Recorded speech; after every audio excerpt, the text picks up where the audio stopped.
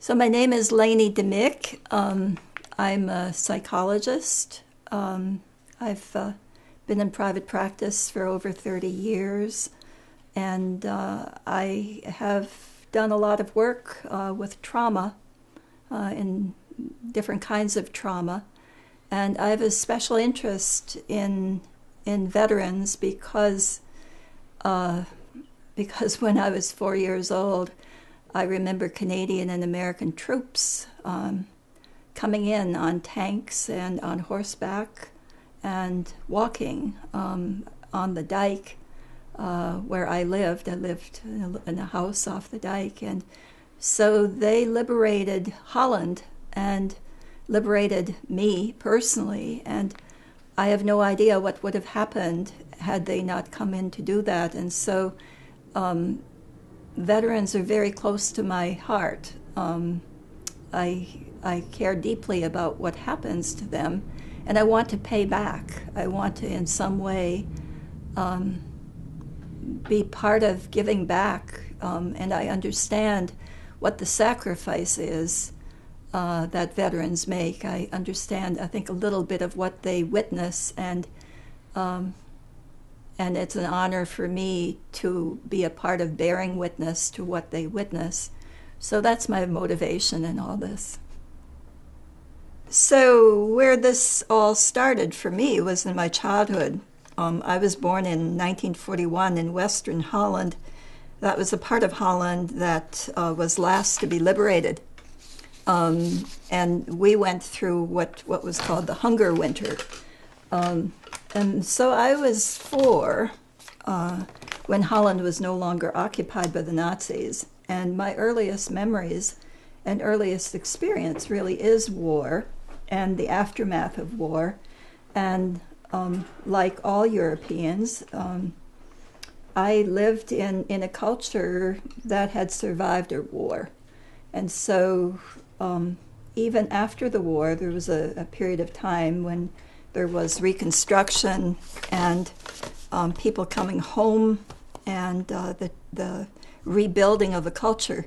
When we eventually immigrated to Canada, the war was still involved. At that point, the Marshall Plan was reconstructing Europe, including Holland, and my dad, who left with 8 children, could take only a very, very limited amount of currency out of the country because it was illegal to take Dutch currency out beyond a certain number. So war has always been a very personal experience for me, and that's really why when the Vietnam War started, I remember I was living in New York at the time, and I remember walking down the streets of New York crying and thinking, do they know what they're doing, and do they know what they're getting into?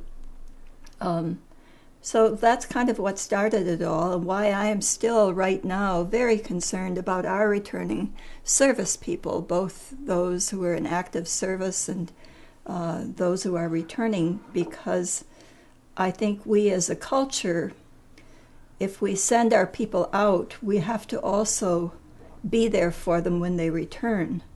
So I'm anti-war, but I'm very pro-vet, and I'm pro the concept of that we as a culture are very responsible for what happens when the people that we have sent out come home. So when I think about Vietnam, I think about a number of things, and when I think about Vietnam vets, one is that to the best of my understanding, 58,000 Americans died in Vietnam, and almost twice as many have suicided since then. Almost 100,000 have suicided, and 40 to 60% of the homeless are veterans. And we all know that the divorce rate is much higher for vets, and problems with intimacy are pervasive, and I say that as a psychologist. So as I think about our our Iraqi and Afghani veterans, I think about what we can do as a culture to help in the reentry. And I personally think that we need to change how we look at them and how we relate to people who are returning, because sometimes I think we get into a mindset of that we are going to help them to heal from their wounds.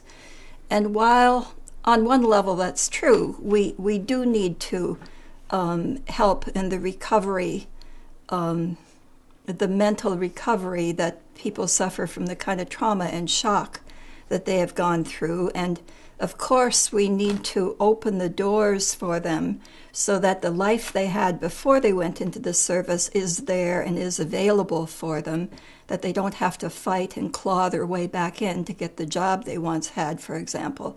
As a culture, that's the least we can do for them. But I think, so yes, we need to help, but on a different level, I think we need to accept their help. Because I think that folks who have seen and experienced what veterans have experienced, I believe that they know something that is of extreme value to all of us, that we need to know in order to be whole.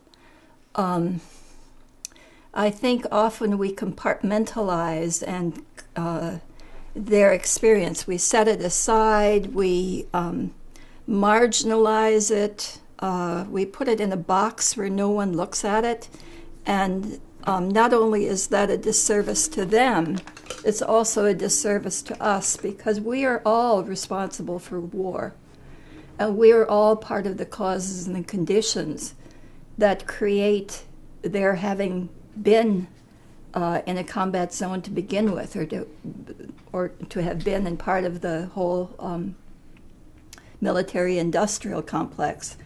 We're all part of that. We're not separate from that. The causes and the conditions are all related. And so we have to be willing to bear witness to what they bore witness to. And in so doing, they will teach us something. They can teach us something. In fact, they know something that we can access to only if we're willing to hear and to listen and to learn from them. And in that willingness to listen, we can learn more about our own darkness. We can learn more about how we are complicit in all this. It can break through the barriers of our own complacency and indifference, our unwillingness to become involved, our passive compliance with the causes and conditions that eventually lead to the fruition of war. I think it's cowardly of us to not be willing to hear what they have to say, and I think it can make us better people, wiser people, more knowing people, because we have this violence inside of us. It doesn't just happen out there in Iraq, and it doesn't just happen to veterans. We have it inside, and we need to acknowledge it, to know it, and to see it. And so bearing witness to their stories, to their experience, in a way heals us all, and in a way ties us together again, because in our marginalization and compartmentalization of their experience, we separate them from us. We make it about them, they're different than we are, but actually that's not true. And so in that recognition, we can do a great deal for our own healing. So for the programs that are busy trying to help vets, I think it's wonderful. I completely applaud it. I hope to be a part of it. But I'd like to take it to a deeper level where we allow them to instruct us, and we honor what they have learned, and we become willing to have them be our teachers.